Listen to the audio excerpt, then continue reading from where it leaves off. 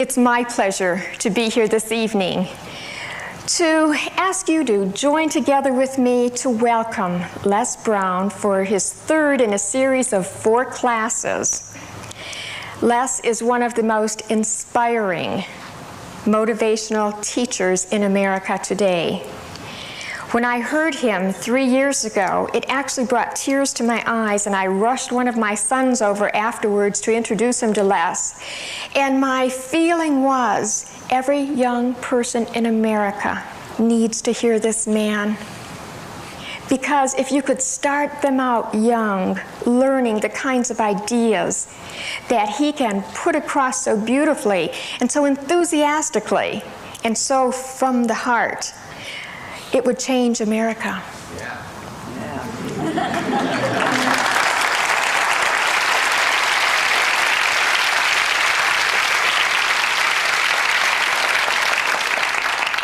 And I knew when he was here before, we'd be having him back again. You know how you just know some things?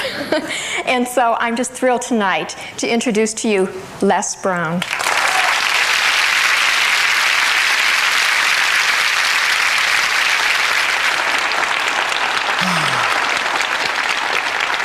Good evening. Good evening. How you doing? Great. I'll ask you how you doing. I want you to say better than good and better than most. How you doing? Better than good, better than most. I know that's right. And sometimes even better than that, right? I'd like to just let you know I really appreciate the opportunity to share some time with you again. Why don't you give Lenore a round of applause, please? Very beautiful personality.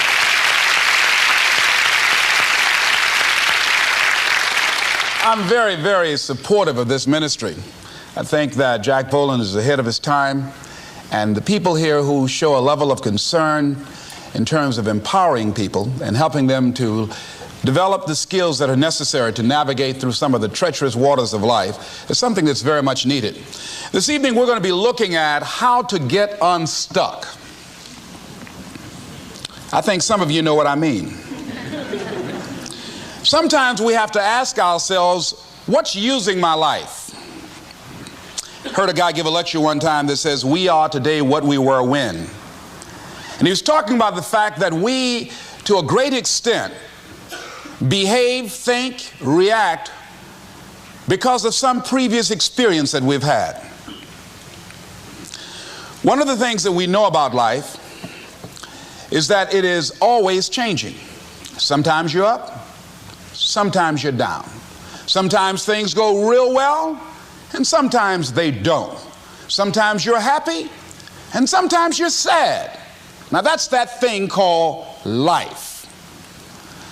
And when we begin to understand and know that, accepting that reality that we will never ever have things just on an even keel all the time, that you're going to have some ups and you're going to have some downs, but during those down moments, that's where the growth takes place. That's where the work is. See, anybody can feel good when they have their health, their bills are paid, they have happy relationships, the children are acting normal, business is successful. Anybody could be positive then. Anybody can have a larger vision then. Anybody can have faith under those kinds of circumstances. Am I correct? Yes. See, but the real challenge of growth, mentally, emotionally, and spiritually, comes when you get knocked down. Somebody said that adversity introduces a man to himself or a woman. How you handle it, that's where the growth takes place. When I was facing some challenges, I had a guy say something to me, and I suggest this is one of the first things that you want to do when you're facing a challenge. You want to get unstuck. Evaluate where you are. Look at it. Assess yourself. Assess yourself and assess the situation. What brought you there? What role did you play? Earl Nightingale had a saying I like. He said, all of us are self-made, but only the successful will admit it.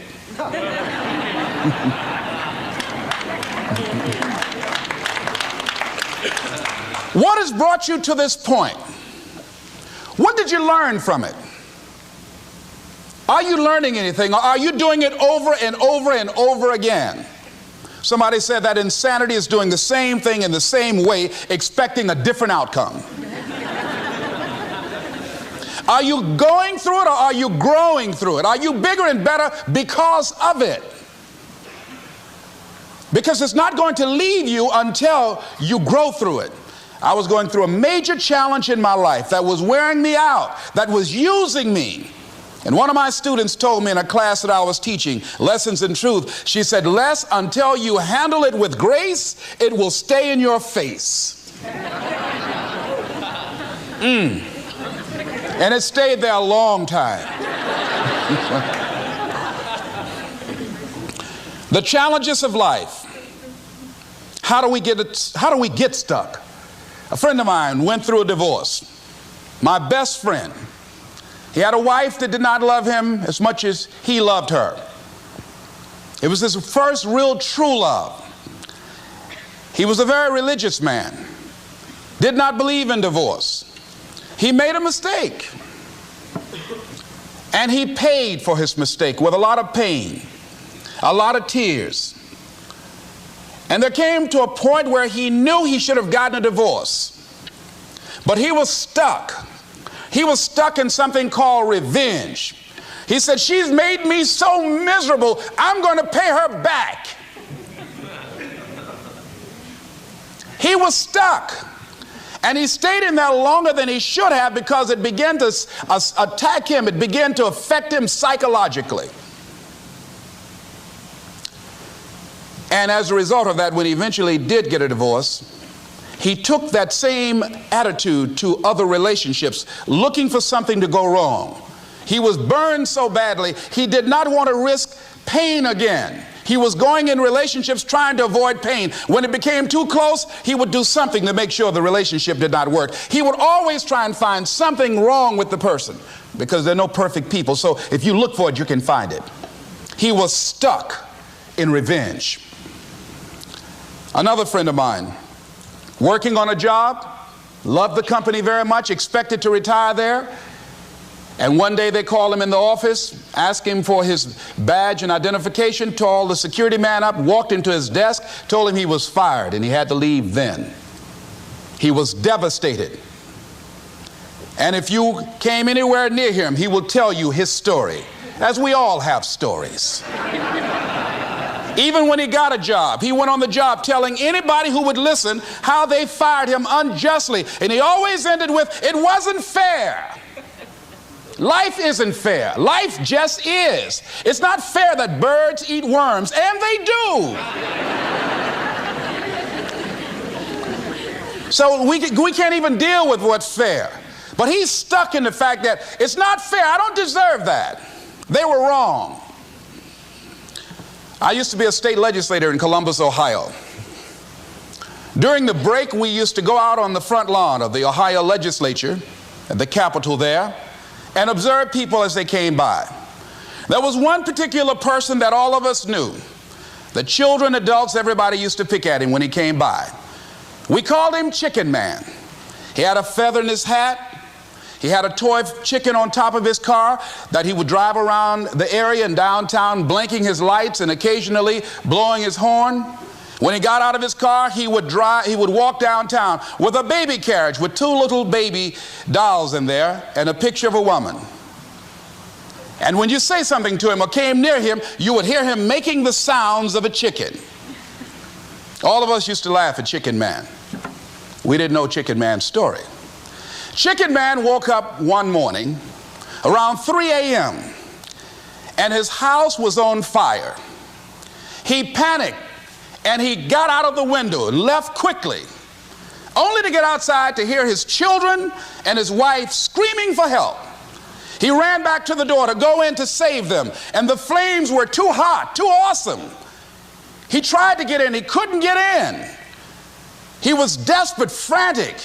Pretty soon the cries stopped. They perished in the fire. His brother-in-law came, found out that his sister had died and his nieces in the fire, grabbed Chicken Man and started beating him. You chicken, why did you save my sister? You're chicken, you're chicken. When the people pulled him off Chicken Man, they picked him up and said, are you all right? And Chicken Man looked at him and he started making the sounds of a chicken. he never ever overcame that tragedy. He was stuck from that experience. None of us knew why Chicken Man went around with this picture and these little dolls. I remember when I was stuck in anger for a long time, when I made a commitment to my adopted mother that I was going to purchase her a home. I'll never forget the experience of working real hard to get the money for the down payment. Someone had told me of a beautiful home in an exclusive area of Miami. I went to see it, took my mother there, and she said, yes, I want it. It was on the water. We went to the closing. My attorney said, Les, have you had a title search? I said, what's a title search? Well, we just take a couple of days to check it out and make sure there are no liens against the property that you might have to pay if you buy this home. The guy who was there selling me the house, he said, listen, he said, the only reason that I'm selling you this house and selling it at a loss is because I admire the fact that you want to purchase this house for your mother.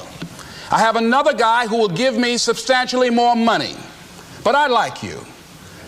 And I've got to get back to Philadelphia. Now, if we cannot consummate this deal now, then the deal is off. I said, there are no liens against the property? He says, no, of course not. I looked at my attorney. I said, I believe him. I'll sign. She said, Mr. Brown, I'm not questioning his honesty. She said, but business is business. I signed that contract. And we had a big celebration. Everybody in the neighborhood was talking about Leslie coming home, one of the twins that Mamie adopted, to buy her a home. Child, isn't that nice? God is going to bless him. A few weeks later, I received a letter, a registered letter, indicating that the house was going up for sheriff's sale on the courthouse steps. A man had filed a $12,000 lien against the property because the previous owner owed him that money. And if I did not come up with $12,000 in 30 days, he was going to sell the house to the highest bidder. I called this man and said, Mister, my name is Les Brown. I purchased this house. I had nothing to do with your prior bill. He said, that's not my problem. He said, you should have had a title search. I said, can you give me time? I said, my mother is an older lady. She has a bad heart. And I said, please. I said, if you just give me the time, I don't know how I'm going to do it with the house note and everything else, but I think I can pay you at least $2,000 a month, and within 6 months, somehow I will pay you your money. He said, no, I want it all in 30 days or you get out. I did everything I could, racked my mind thinking about how I could get $12,000 because I took everything I could to get the money just for the down payment and the closing. I finally had to face the reality that I wasn't going to be able to do it. I was up around 2 o'clock in the morning walking back and forth thinking, how was I going to tell my mother this? My children were there in the room sleeping all night long. I agonized over this. I lost over 23 pounds. Pretty soon I went in the room where my mother was sleeping and I said, Mama, I got down on my knees by the bed. I said, Mama, I got to talk to you. And she said, what's wrong? I said, Mama, I said, we got to get out the house. I said, in my haste to buy the house, I made a mistake. She said, that's all right, baby. I didn't like this house anyhow.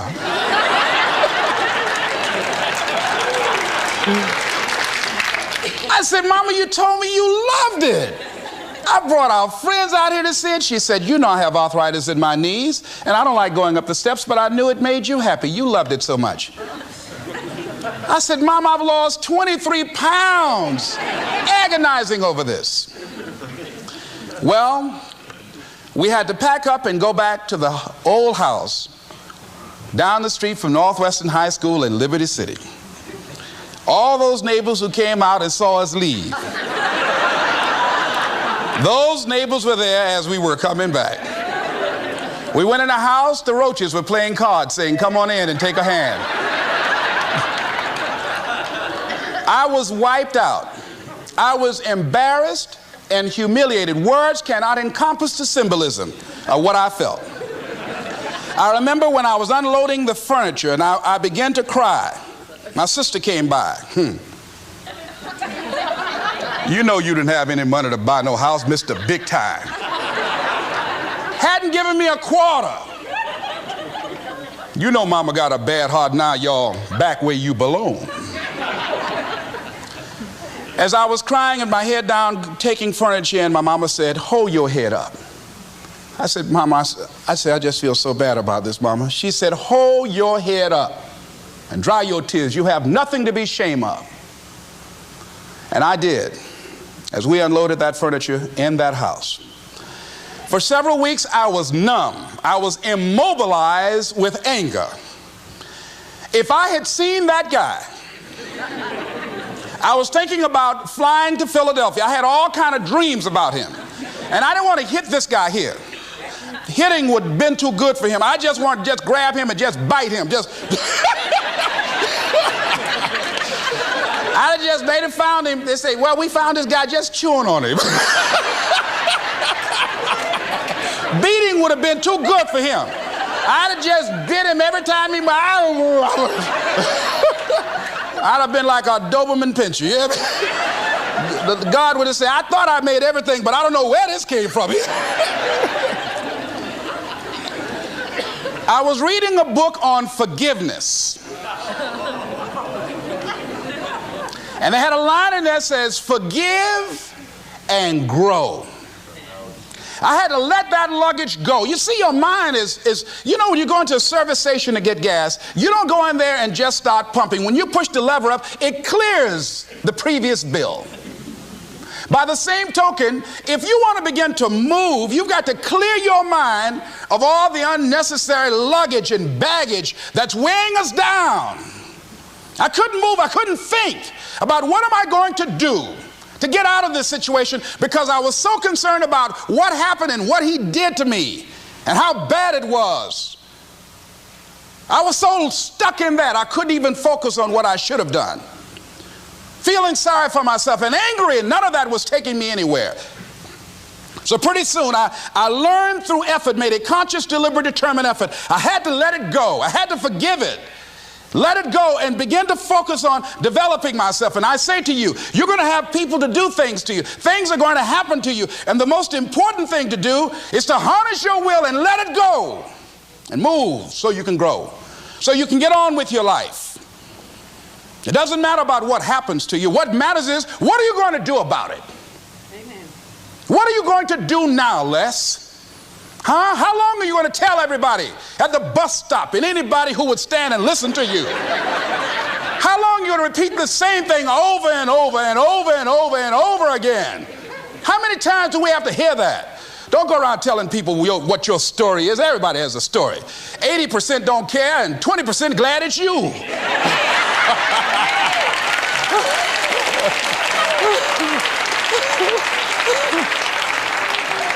They say, I'm glad that didn't happen to me. Sometimes you think you got some problem. You hear somebody else's problem, and if their problem is real bad, it makes you feel good. Am I right? All right. So I had to let that go.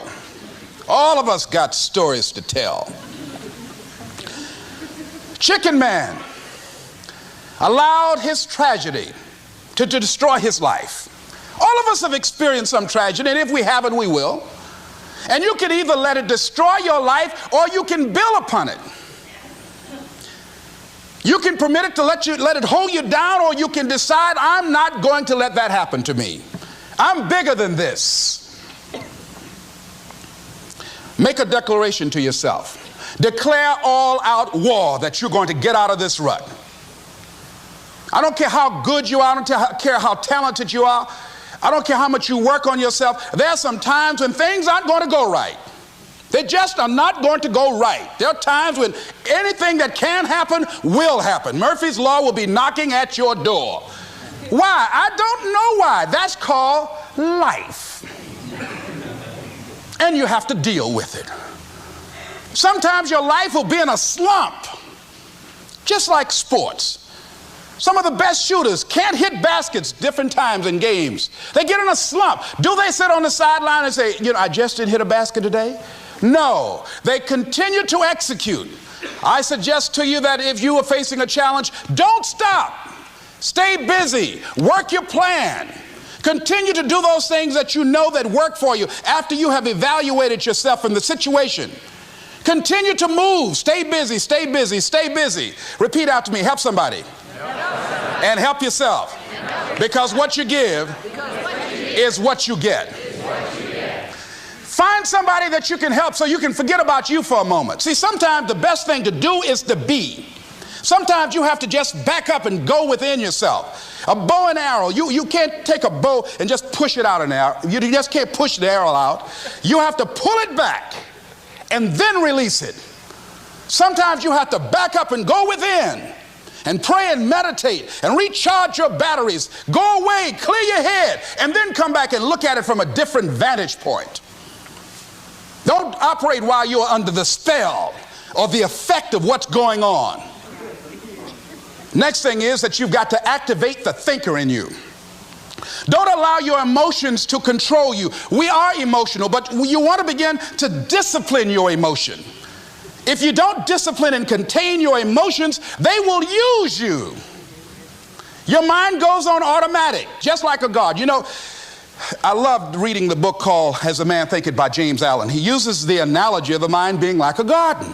You know, weeds don't have to have any encouragement to grow. You don't have to water them. They don't have to get sunshine. They don't have to have fertile ground. They will grow through the cracks of a sidewalk. Am I right? But if you want to grow orchids or roses or any kind of exotic flowers, there are special processes and procedures you must go through. Well, by the same token, you don't have to force yourself or motivate yourself to think negatively, to be depressed, to hate somebody, to want revenge, to want to get back at somebody, to beat yourself up over the head, to feel loaded with guilt. You don't have to make any effort to do that. Your mind is on automatic. It will do that by itself. But if you want to begin to move into your own personal greatness, if you want to begin to really enjoy a happy, successful, healthy life, you've got to be willing to go against the tide. You've got to be willing to harness your will and say, in spite of this, I'm in control here. I'm not going to let this get me down. I'm not going to let this destroy me. I'm coming back, and I'll be stronger and better because of it. You have got to make a declaration that this is what you stand for. You're standing up for your dreams. You're standing up for peace of mind. You're standing up for health. You want it, and you're going to go all out to have it. It's not going to be easy. When you want to change, it's not easy. If it were in fact easy, everybody would do it. But if you're serious, you'll go all out. So yes, I'm going to turn this situation around. I'm not going to sit back and moan and cry over what happened and what went wrong and who did what. I'm going to do something about this situation. The next thing that is important is that expect things to get better for you, because they are. See, life is cyclic. You're not, whatever experience you're having right now, it has not come to stay. It has come to pass. Not to stay, just to pass. It's just going through. The biggest challenge is to know what's happening. This is a part of this thing we call life. This too shall pass. And maintaining perspective, putting it in perspective. I was doing a training at a college, and it was a 2-day training during orientation. And in the training that I provide, I'm a motivational speaker, but I conduct processes in personal dynamics, where people begin to go through changes that stimulate the right and left hemisphere of the brain, enable them to see themselves differently.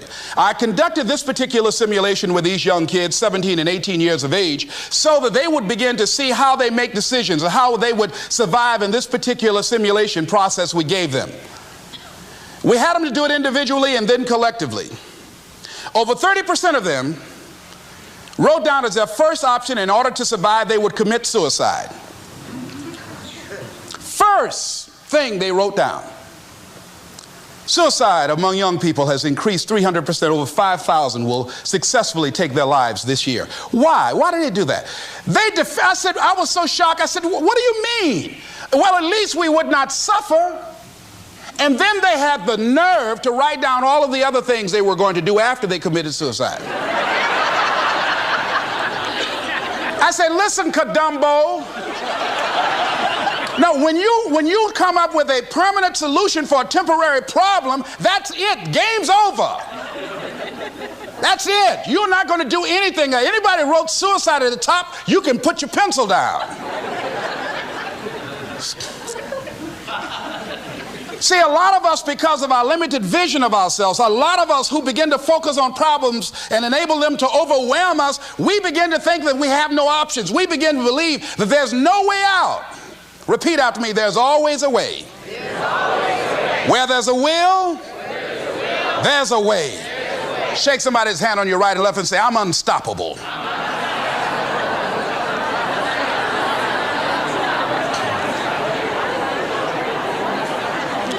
You've got to make those kind of declarations to yourself. I'm unstoppable. This will not get me down. And if I get knocked down, I'm going to be like Leo Pascal. You said you're going to have some low moments in life, but when you do, you will have high lows when you work on yourself. What are some of those things that you can do during this period of time? Go for walks. Do some things for you. Just go for a stroll so you can engage in some reflective thinking on life, on yourself, looking and enjoying the universe, smelling the roses along the way.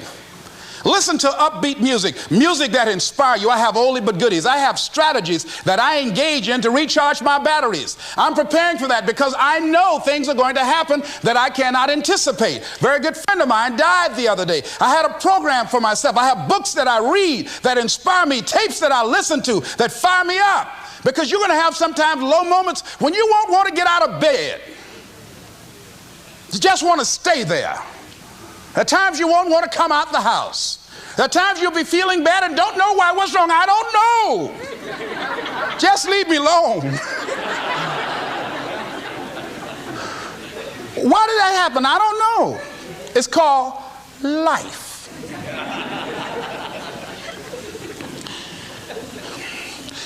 The other thing is take full responsibility for your life. Accept where you are and the responsibility that you're going to take yourself where you want to go. Someone said we have two primary choices in life. We can either accept conditions as they exist, or we can take the responsibility to change them. See, a lot of people want to exempt themselves from taking responsibility. All they want to do is talk about the problem. Every time you see them, they'll tell you their story over and over and over and over again. No, no. You want to take responsibility for your life.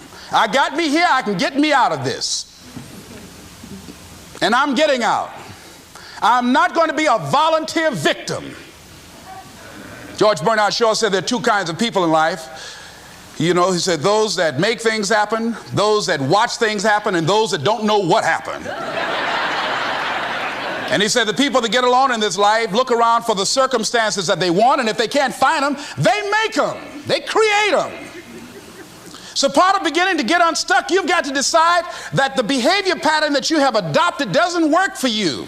You've got to change your strategies, and changing your strategy means reinventing your life. Recreating you, and you have the power to do that. You can decide that you're going to change, that you're not going to be a wimp.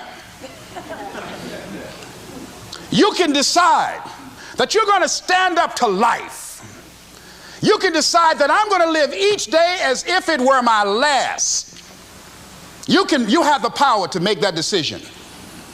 You can decide I'm going to work on myself and develop myself. I'm going to empower me. And all of these things that are happening to me right now, they're just temporary inconveniences. They're not stronger than I am. I'm in charge here. Next thing is separate what you do from who you are. That's what the guilt trap is about. See, a lot of folk won't let you forget what you used to do or what you have done, what mistakes you've made. All of us have made some mistakes in life. All of us have done some things that if we had them to do over again, we wouldn't do it again. There are a lot of things that if I had it to do over again, if I knew then what I know now, I would have done it differently. Well, it didn't happen that way.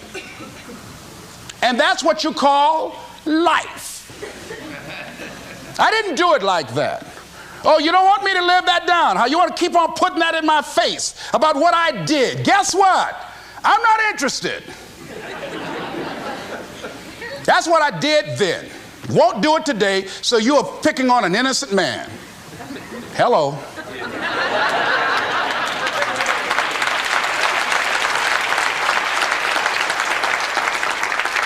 So as you're in the process of reinventing your life, write a description of the kind of person that you want to be. What are the things that you must overcome? What qualities about your personality you know that you're going to have to change because those particular characteristics are liabilities to you? What are your assets? What are your strong points? Look at and evaluating yourself to make that determination. Other thing is that in order to get out of a rut, we need some coaching. Find some trusted critics. People that you know care about you and love you. So there's some things that keeps us from growing and getting out of ruts. Number one, we identify with feedback. We take it personal when someone wants to give us some feedback on where we are falling short and tell us about our blind spots. We want to have everything being positive about us. We're not perfect. It hurts. I have a friend who's a trusted critic. I don't like him, but I love him. He doesn't tell me the things I want to hear. He tells me what I need to hear so I can grow. It hurts. It hurts when he put me on the hot seat. I can't stand it. But that's the only way that I can grow. And I'm glad that he loves me enough to risk our friendship to tell me what I need to hear, not what I want to hear. Get a support group, somebody that you can talk to. People who perhaps might have a similar problem. Support groups are very powerful, that you can share some of the challenges that you're going through. And it might be a situation where one person can give you an idea of how they handle that situation and create an opening for you. Begin to stimulate some possibilities in your mind on how you can resolve the problem. We can't grow by ourselves. As I mentioned before, we grow from people and projects. The other thing is about life, when things happen to you, when you permit things to use you, you can't change the past, but you can interpret. You can reinterpret how you see it. For years, I was going around with a heavy load on my shoulders, feeling bad because I was adopted, doing interviews for adoption agencies and foster homes. And I was on television once, and I told these people in this particular interview that I was giving away my twin brother and I when we were 6 weeks of age. A friend of mine, fortunately, was listening to the program. And she said, Les, I'd like to have lunch with you. And so I went over to see her.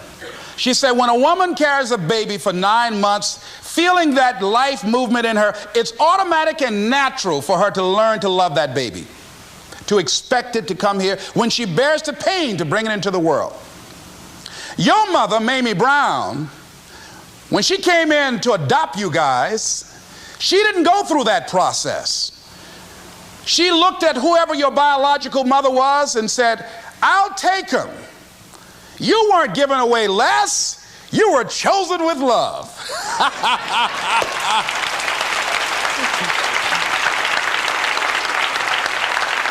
Same circumstances, same event, but reinterpreted. An interpretation that empowers me. Am I making sense to you? Yeah. So when you begin to look at your past, give an interpretation that empowers you.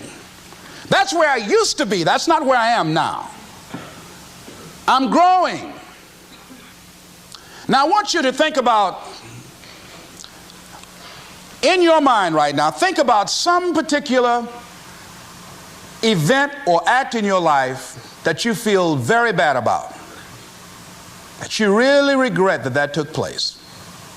If you had to do over again, you would do it differently. With that there, I want you to see yourself in your mind's eye and say to yourself, I love myself unconditionally, and I forgive myself. If I knew better, I would have done better. I want you to think about somebody that caused you some pain, caused you some disappointment, somebody that you don't like. Let me tell you something about the mind, how it uses you. Tell you something super stupid that I used to do. Do you know for years I hated my mother and my father, whoever they were, because they gave me away as I thought at that point in time? And guess what? I didn't have any faces for the hatred because I never saw either one of them. And I said, I hate them for that. And then once I forgave them and said, it's okay, had they not given me away, I would have never been blessed to have the mother that I have, who to me is the greatest mother in the world. So the universe unfolds as it should.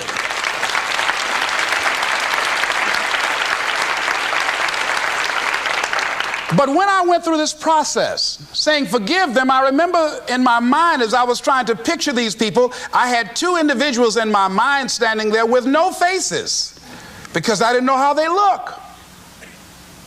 But I released that. I let that luggage go. Think about somebody that you've hurt, somebody that you've disappointed, either deliberately or inadvertently, or someone that has hurt you deliberately or inadvertently. Think about them. Somebody that you really, when you think about them, the room turns red. Look at them in your mind's eye and say, I forgive you. I forgive you unconditionally. Whew, boy, that's a heavy load to let off. When I thought about that guy, I said, wait a minute, I can't, no, you don't know what this guy did. This was my mama. You don't know what we went through. My student said, Les, forgive, let it go. If you want to be forgiven, you better forgive somebody. None of us are perfect. All of us have made some mistakes. And it wasn't easy. It's not easy forgiving, am I right? It's hard. See, everybody won't forgive. They say, I forgive, but I don't forget now.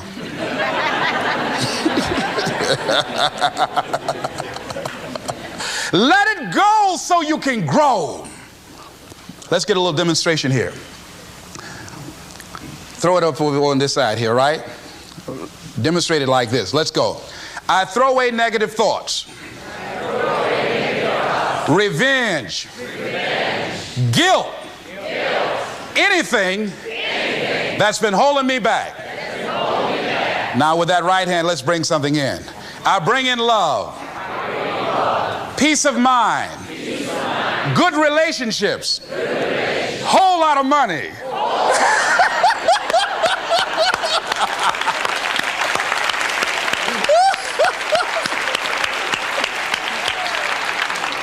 I don't know why people raise their voices when we say a whole lot of money.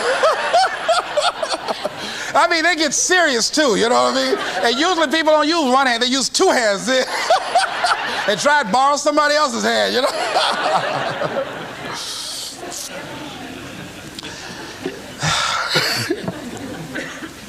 Reinterpreting our past. Understanding and knowing that we can move from where we are. That we can begin to design the kind of life that empowers us, that gives us happiness, that enable us to be on top of who we are. Knowing that as we begin to explore new horizons and new vistas in life, that as we begin to focus on developing ourselves, as we begin to elevate ourselves and not to follow the crowd, activating the thinker in us and disciplining and putting on hold the emotional part of ourselves. It's not easy, but through practice and practice and practice, practice makes what? Absolutely not. Dismantle that belief system. Practice makes improvement. You can always better your best. You can always go beyond anything that you have ever done. You'll never hit a state of perfection. You're always bigger than what you do. And so all you're looking for are new breakthroughs through practice and practice and practice. You'll get better and better and better. And there's still some things that will happen to you that will catch you on the blind side that you did not anticipate. You'll get knocked down, but you won't be knocked out. You'll be able to get to your feet again, be on the ropes, but you'll have a fast recovery rate when you work on yourself. Read inspirational books, of course. Listen to tapes that begin to inspire you, and stay around people who will empower you. People that will help you feel good about who you are as you're in the process of transforming your life. Life is so beautiful. Today someone gave me something on life called What is Life? I'd like to share it with you. In summary, getting unstuck means that you are going to start living life on your terms rather than just gliding through every day on automatic. That you are aware, that you're stimulated and you're excited about your unfolding future, that you have a special power within, that you know that things are going to get better for you. You know that you can handle this, and sometimes you have to cry. Sometimes life will take you to your knees. But the pain opens spaces in the heart for joy. Somebody said about life, I love this, says life is like an onion. You have to peel it one layer at a time. And sometimes you cry.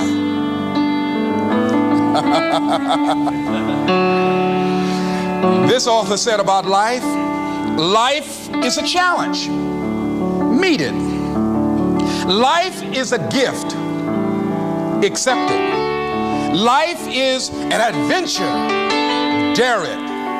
Life is a sorrow. Overcome it. Life is a tragedy. Face it. Life is a duty. Perform it.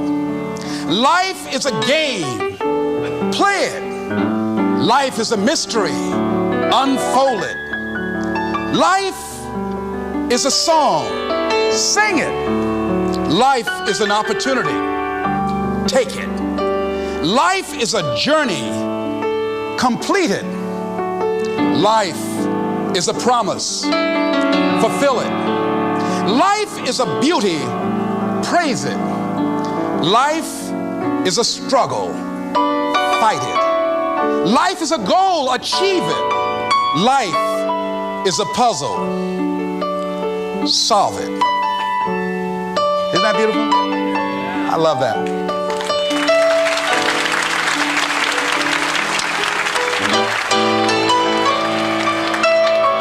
Remember something I heard in high school. It's called I Met a Man Today. At first I said he's Irish, for he has an Irish way. A sympathy and friendliness that warms you through and through. And then I thought, oh no, he's not. He really is a Jew. His eyes so dark and eloquent, like eyes of pearl, like those of Peter maybe, or perhaps Emmanuel. He stood there with a quiet grace, so slim he was and tall.